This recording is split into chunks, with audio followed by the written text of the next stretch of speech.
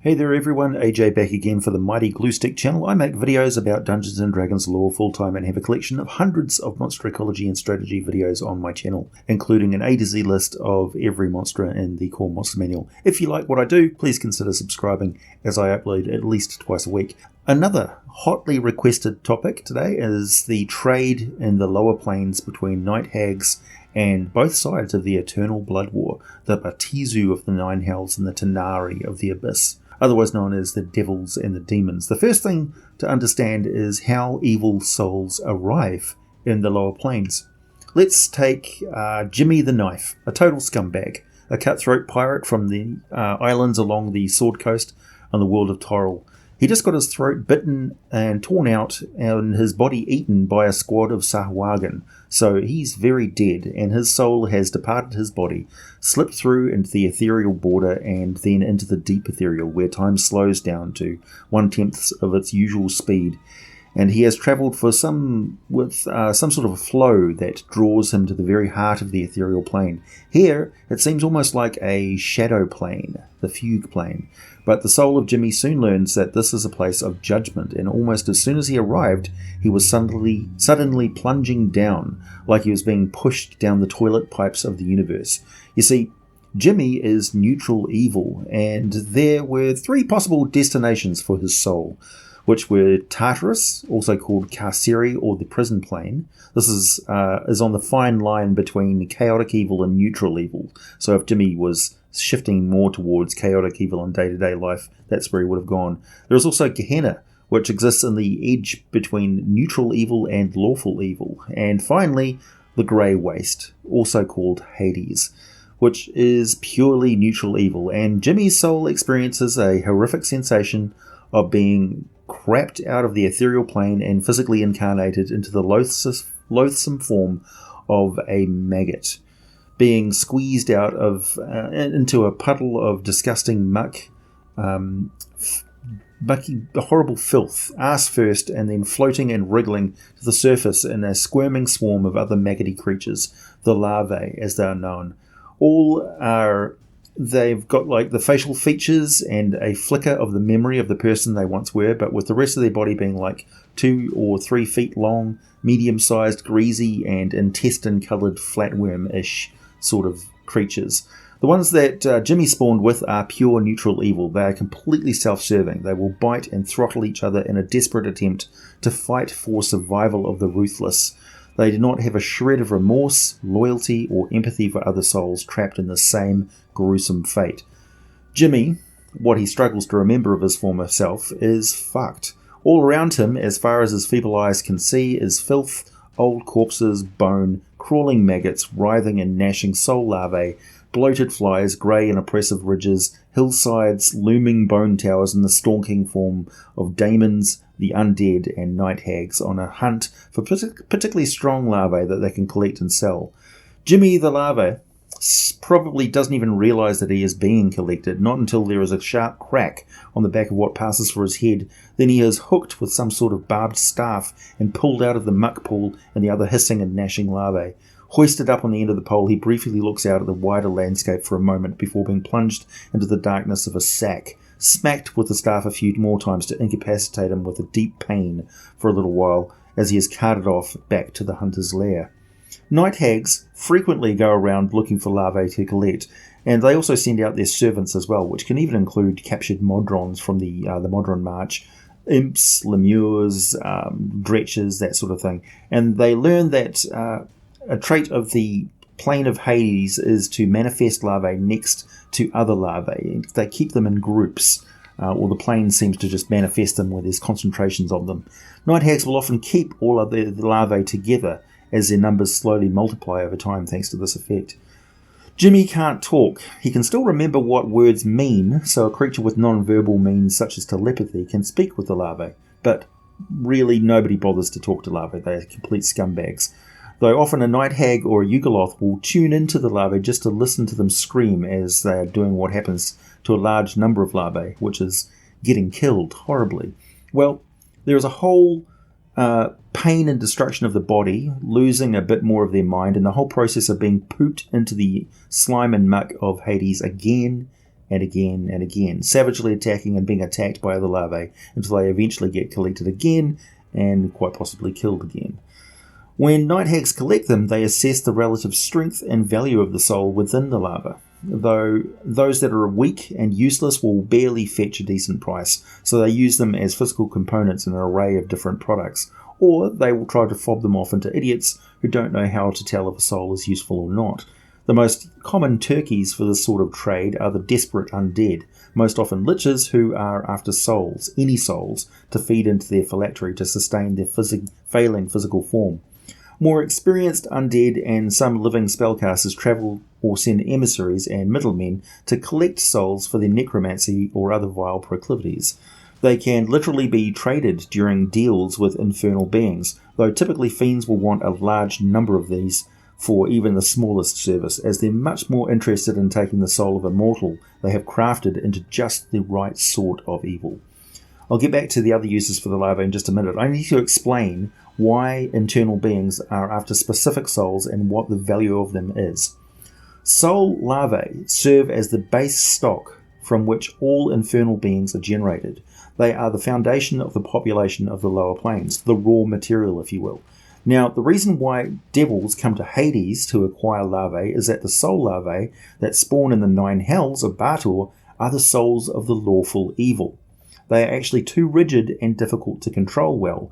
The souls from Hades are just more pure evil, and the same applies for demons. The abyssal souls larvae are chaotic evil. They can't actually maintain a cohesive tanar'ri body, the specific form of the tanar'ri, for any specific for a length of time, because before very long they collapse back into a mewling and snarling mass of teeth, claws and tentacles, and some of them actually get reabsorbed back into the abyss itself. At best, they can be forced to hold together a twisted and gradually mutating shape, but they're just not useful as useful as neutral evil souls from Hades are. And so they're a hot commodity when one realizes that both sides are engaged in a titanic conflict that rages across the multiverse and cuts a path of violent destruction across the plains of Hades on a daily basis. The demand for replacement souls of good quality is constant as millions of fiends are destroyed every day. The tanar'ri typically feed masses of larvae into the vast abyssal fortresses that house the dreaded Sybriax flesh warpers, who consume them ravenously, their wretched and bloated forms hovering over lakes of utter foulness, bubbling and splattering as blisters form with the generated tanar'ri being birthed from them at an astounding rate. The tanar'ri never openly admit to their need for the neutral evil souls to keep their forms stable. They claim that they only purchase the larvae from the hags in order to deny the resource from the enemy, the Batizu. Meanwhile, the devils have a far more orderly and extremely well-practiced method of processing the larvae. When a soul arrives on Bator, they are shipped to torture stations. There they are basically wrung out. They're tortured and literally wrung out of their psychic energy. Their spirit, their willpower, their sense of identity is extracted via horrific torture. Then, essentially, that's bottled up within soul stones and other infernal technologies, or being completely drained of energy, the larvae are then dropped into the maggot pits of Avernus. There, the souls are reborn as lemures eventually. It's about 1 in every 10,000. Once a soul has become a lemure, it is acknowledged as being a part of the Batorian race, as it were, and not just a miserable petitioner there to be tortured and eaten. Though, if you telepathically asked a lemure what the distinction was, it would be pretty hard-pressed to tell you. They have a miserable existence. If a larvae is particularly fresh to the infernal planes, it is considered typically to be of much higher value. It has not yet been wrung out like an old rag through the literal soul grinder that is the infernal realms. It is the nature of these places to sap the vitality out of things. They're entropy dominant.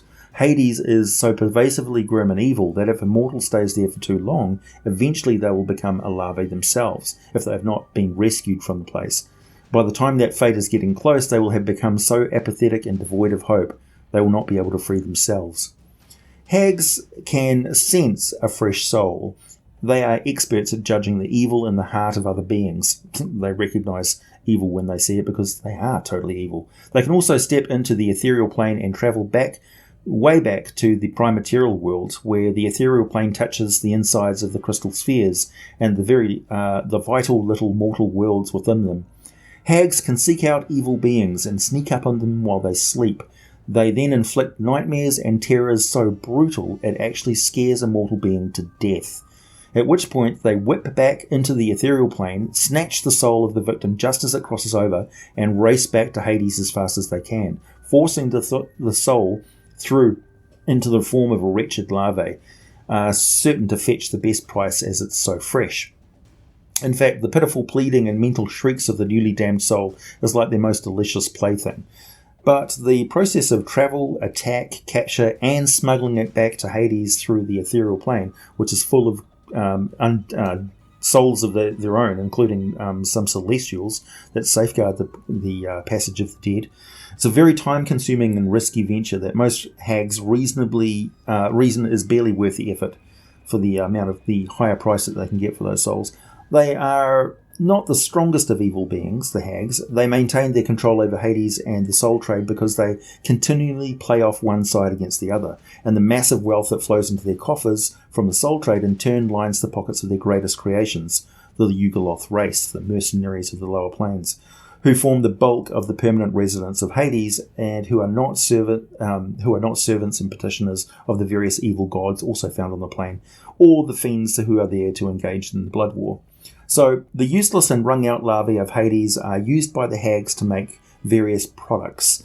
One is a revolting narcotic beverage of yellow mucus called yellow worm stout.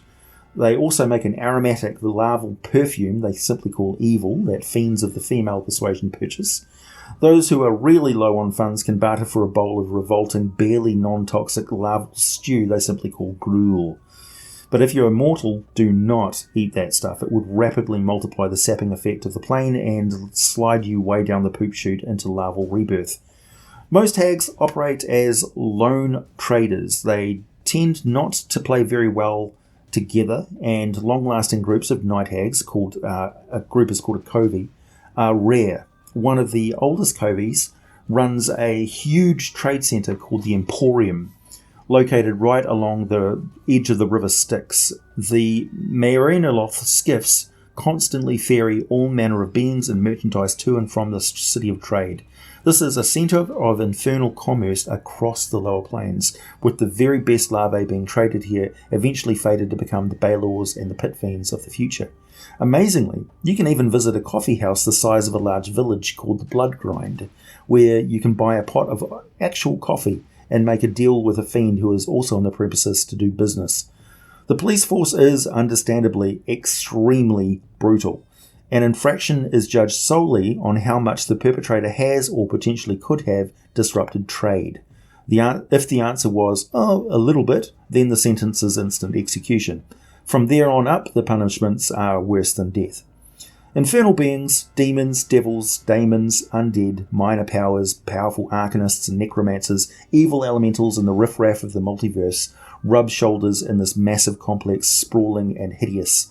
It's safe to say you will never find a more wretched hive of scum and villainy.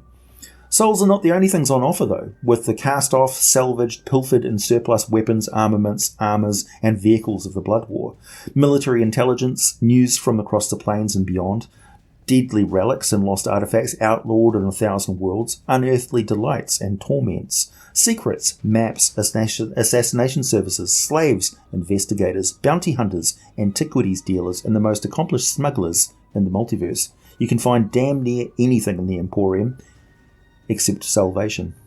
If you are still wondering why none of the forces of evil or of celestial goodness have moved on Hades to try and put a stop to or take in total control of all this trade, well, they have. Lots. I mentioned this in the video about the Yugoloth Oinoloth named Anthraxis the Decayed. At one point, a massive order of militant planar paladins crusaded across Hades, but the hags joined forces, found a Yugoloth willing to accept their deal, and transformed him into a unique engineered weapon specifically to take out the paladins, which he did. Prior to that, they created Charon, the boatman of the river Styx, in order to put down another major threat, and so on it goes, again and again, proving that they are the most cunning and resourceful enemies anyone could take on. Hags are pure evil in every way that you can imagine, and so is the soul trade of the infernal planes.